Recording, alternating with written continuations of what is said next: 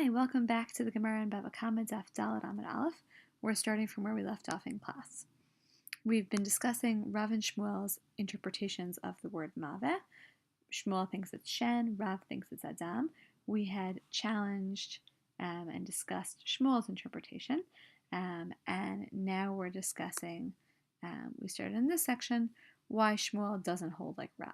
So we're in the middle of that conversation. We just explained how Rav would explain the Mishnah.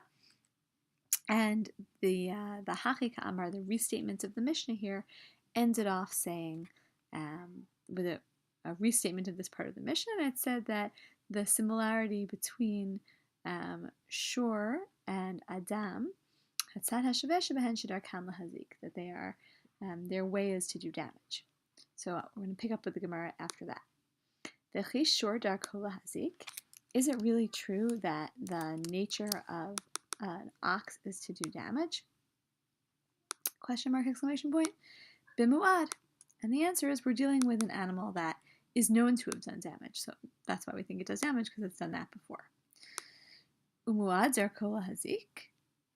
Is it really true that even a muad its way is to do damage? Meaning it's done it before, but does that really mean that it's like sort of likely to do that again? I'm going to add this. Kevan iyad orchayhu. Once it becomes muad, yes, that's its way. We say that, once it has the habit of doing that, we assume it's going to do it again. Adam darkola hazik. Here's a new challenge. Is it really the case? Some of you raised this in class. Is it really the case that a person is its way is to do damage? Beyashen. We're talking about a sleeping person. A sleeping person is likely its way is to do damage. Yashen zarkola hazik. Okay, even that, is that really true? Is it really true that a sleeping person is so likely to do damage, or is expected to do damage? Kevan dechayefu pashit orchayhu. Yeah, since a sleeping person kind of bends their body and stretches out, I would say they're not fully in control of their motions. Since they're not fully in control of their motions, orchayhu, it is in fact their way to do damage. We also said, or the Mishnah says, if you read the Mishnah through, if you're Rav and you read the Mishnah through, the Mishnah says that what they all have in common is shmirat hanalecha, right? That's what all four categories in the Mishnah have in common. So now the Gemara challenges that. Ushmirat hanalecha, so the Mishnah says shmirat hanalecha. Adam shmirat gufo alavhu. It sounds weird to say shmirat hanalecha, right? It's up to you to guard them. A person has to guard themselves. What does that mean to say that shmirat gufo on you? It's on him or her. It's on them. So that would be a way that that Shmuel would challenge Rav, right? It doesn't make sense to say that Maveh is Adam, because the Mishnah says, well, you're in charge of watching it. Well, how could you be in charge of watching another person? Ulata'amech, but according to your reasoning, meaning this is a challenge back to Shmuel, Hadatani karna arba'a avot nizikin va'adam echad mehen, Adam shmirat gufo alavhu. So according to you, Shmuel, that which was taught by Karna here is the name of a person, the name of a Tana, so that which was taught by a man named Karna, a Tana named Karna, which is a breita that's brought in somewhere else, that there are 4 avot nizikin. This is a breita that's similar to our Mishnah, but it's not quoting our Mishnah.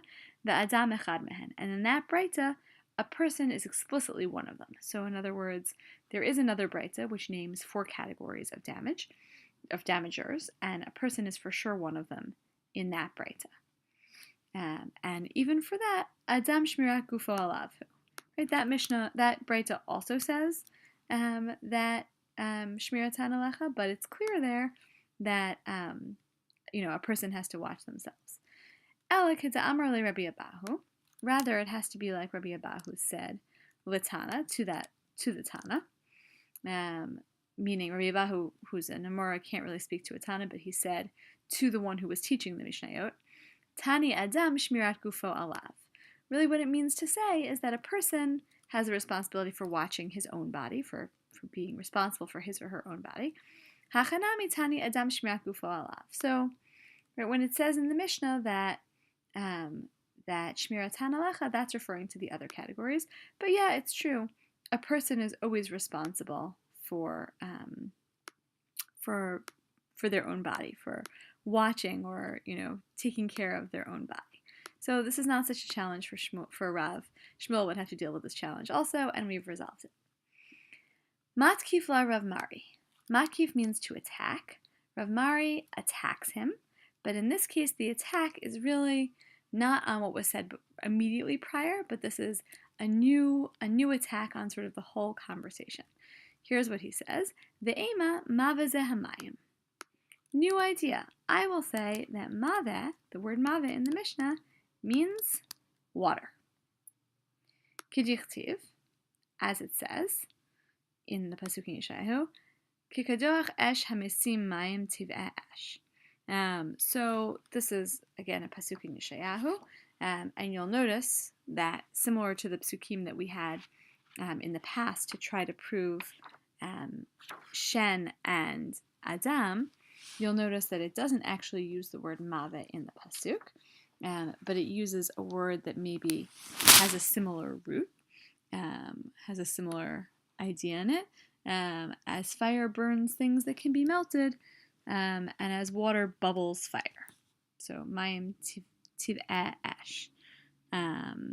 So this is a pasuk. I'm going to say that this whole thing is a challenge. No, in a sense it's a new idea, but it's a challenge to the idea of what mave means. And this is a proof or a support. Okay. Miktiv mayim nivao, tiveh eshktiv.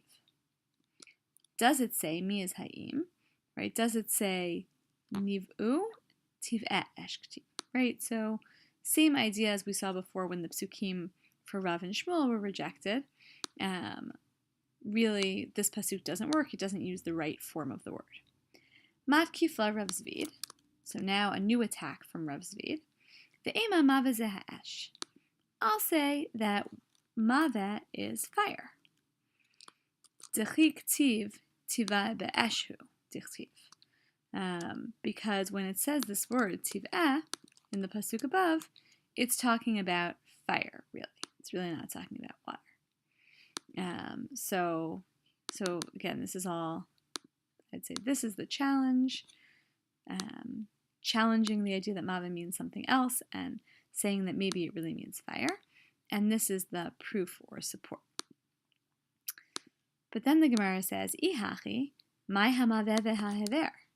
If that's true, then why on earth would it say hamaveh v'hahever? We said that fire was hever, so the Mishnah is then repeating itself and talking about fire twice. V'chi tema perushika mefarish. And if you were to say, well, it's just explaining, right? Hamaveh v'hahever, it's explaining that what maveh means is hever. Ihachi arba'a shlosha ha'avu. But if you would say that, so maybe I'll put this in green, right? This is the thing that you might say. It's an answer, but it's going to be rejected. And this is the rejection, right? Because if so, your 4 categories are only 3. No matter how you slice it,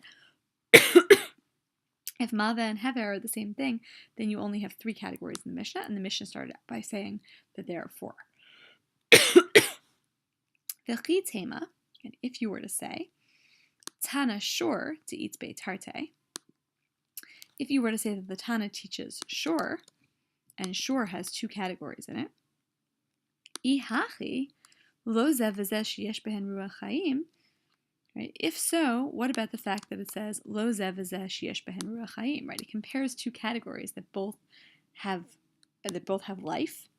Esh mai ruach chaim itbeh. How can you say that fire? Right? We wouldn't then compare fire to shor because fire doesn't have what life does fire have in it. The 2. Mai kaharei ha'esh.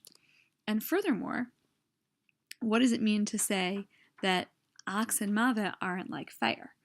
So we wind up with a pretty solid challenge to the idea. We seem to have rejected both the idea that mave means water and the idea that it means fire. We'll stop there.